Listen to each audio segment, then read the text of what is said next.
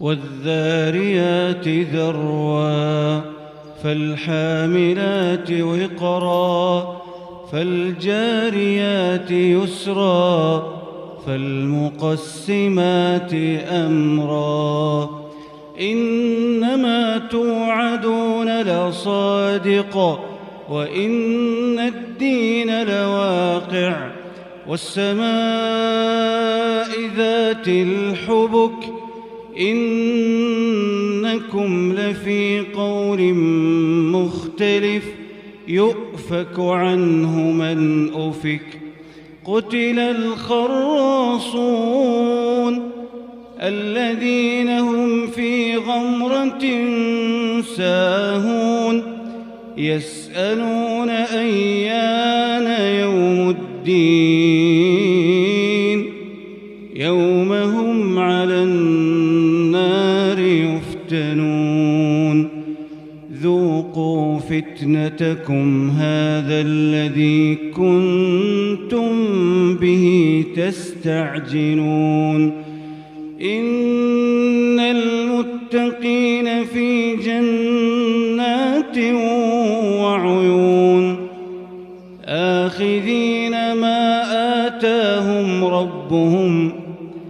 آخذين ما آتاهم ربهم إنهم كانوا قبل ذلك محسنين كانوا قليلا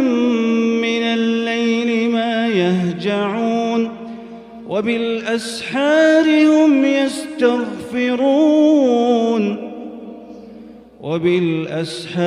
هم يستغفرون وفي أموالهم حق للسائل والمحروم وفي الأرض آيات للموقنين وفي أنفسكم أفلا تبصرون وفي السماء رزقكم وما توعدون فورب السماء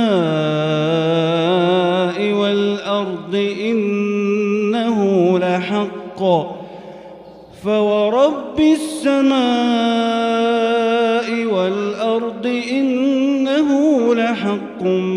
مثل ما أنكم تنطقون هل أتاك حديث ضيف إبراهيم المكرمين إذ دخلوا عليه فقالوا سلاما قال سلام قوم منكرون فراغ إلى أهله فجاء بعجل سمين فقربه إليهم قال ألا تأكلون فأوجس منهم خيفة قالوا لا تخف وبشروه بغلام عليم فأقبلت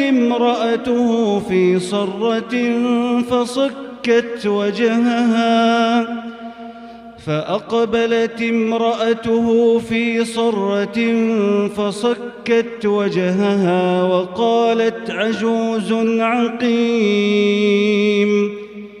قالوا كذلك قال ربك إنه هو الحكيم العليم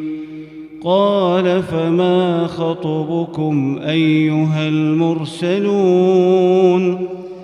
قالوا إنا أرسلنا إلى قوم مجرمين لنرسل عليهم حجارة من طين مسومة عند ربك للمسرفين فأخرجنا من كان فيها من المؤمنين فما وجدنا فيها غير بيت بيت من المسلمين وتركنا فيها آية للذين يخافون العذاب الأليم.